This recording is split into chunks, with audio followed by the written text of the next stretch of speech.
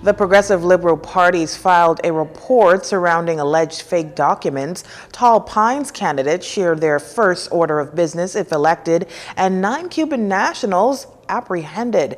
Good evening, everyone. I'm Leah Cooper with your JCN News for this Wednesday, September 8th. Progressive Liberal Party leader Philip Davis filed a report with the U.S. Embassy yesterday over fake documents purporting he and his party are under investigation by the FBI.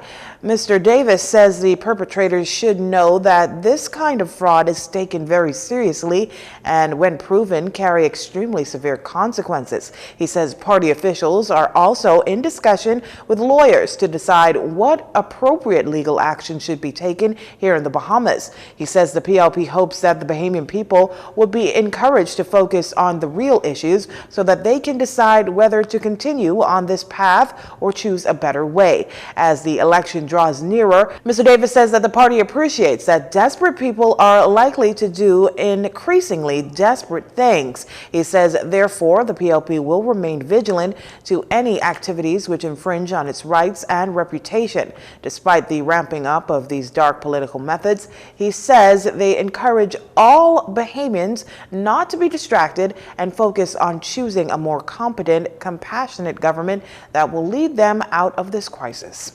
Well, those candidates vying for the Tall Pines constituency listening to their constituents' concerns last evening, just days before the general elections. The Free National Movement, Progressive Liberal Party, Democratic National Alliance, and the Bahamas Coalition of Independents all stating their first priorities if their party becomes the next government. Here's Tyler Simonet with that report. In a candid town hall meeting Tuesday evening at the Christ Community Church, candidates vying for the Tall Pines constituency shared their first priority as Member of Parliament, if elected to office on September 16. Progressive Liberal Party's candidate Dr. Michael Darville says his party's looking to expand the government's feeding program if they become the next government. We have articulated in our plan, in our economic plan, some strategies for social services. What we would put in place, we'll bring more dignity back to individuals rather than them hanging around waiting for a bag of food.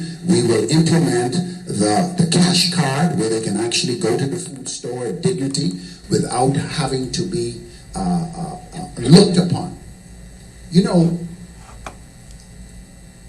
there are people in our community who appear to be doing well, but their cupboards are empty.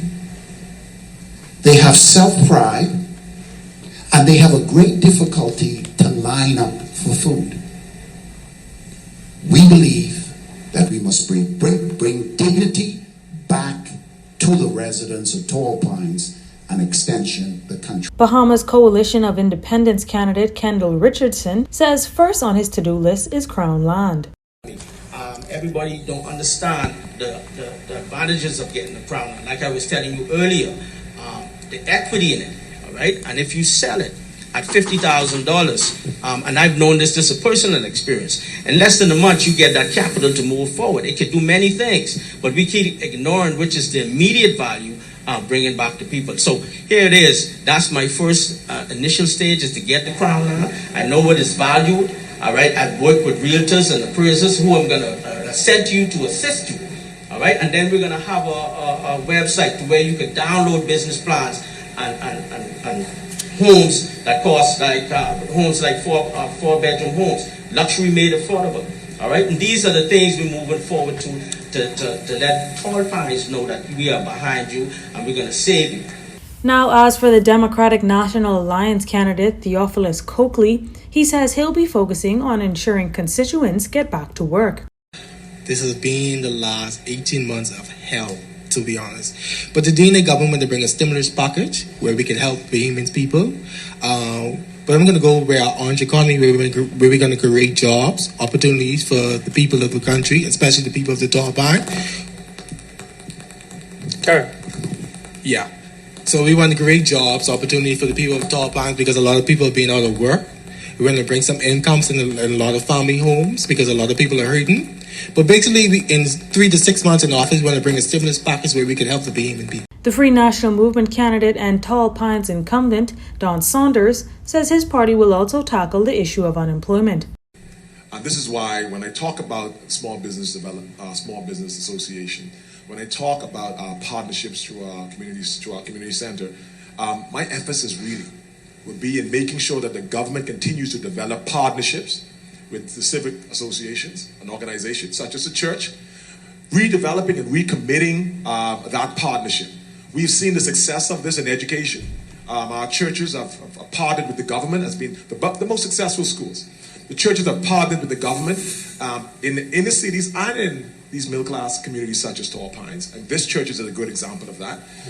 If you build those partnerships and you put in place policies, you push for those policies to go on the streets that really impact persons on a day-to-day basis, I think the government would have to worry less about giving out food stamps. I think there exists now better mechanisms of getting persons to get food. I think there's already an existing program or card in place. But yes, we have to enhance that. And so my commitment to the people of Tall Pines is to continue to build those links. Advanced polling will take place across the country tomorrow, with general elections set for next Thursday, September 16th. For Jcn News, I'm Tyler Simonet. The Pan American Health Organization putting a spotlight on pregnant women as they have faced great uncertainty throughout the course of the COVID-19 pandemic. Dr. Carissa Etienne, director of PAHO, did not mince her words during PAHO's weekly press briefing this morning on their recommendations for this particular group. Let me be clear. PAHO recommends that all pregnant women after their first trimester, as well as those who are breastfeeding, receive the COVID-19 vaccine. COVID vaccines approved by WHO are safe to administer during pregnancy and are a critical tool to protect expectant mothers during this pandemic. And while it's too soon to see the impact of vaccination on cases and deaths, there are some encouraging signs. In Mexico, for instance, where pregnant women have been prioritized for vaccinations for some time, not a single vaccinated woman has died from COVID-19 during pregnancy. So it's extremely important that pregnant women have access to COVID vaccine. Dr. Etienne informs that if pregnant women were to become infected with COVID-19, they have a higher risk of developing serious symptoms and more frequently require ventilators and intensive care when compared to women who are not pregnant. They also have a high chance of delivering premature. At least 40% of countries in the region of Latin America and the Caribbean have reported disruptions to maternal and newborn care. Despite this, Dr. Etienne says there is still much that can be done to protect women who are at childbearing age and prevent more losses. To start, countries must maintain access to the health services that pregnant women depend on. Routine screenings and quick access to care are critical to keep mother and baby healthy and on track for a safe birth. So this should be deemed essential and prioritized. Countries should also give pregnant women and lactating mothers priority for COVID vaccinations. While some countries are already vaccinating pregnant women, less than half of countries in Latin America and the Caribbean have rolled out guidelines to vaccinate this population. According to former Health Minister Dr. Dwayne Sands, since the onset of the pandemic, nearly 100 pregnant women have contracted COVID-19 in the Bahamas.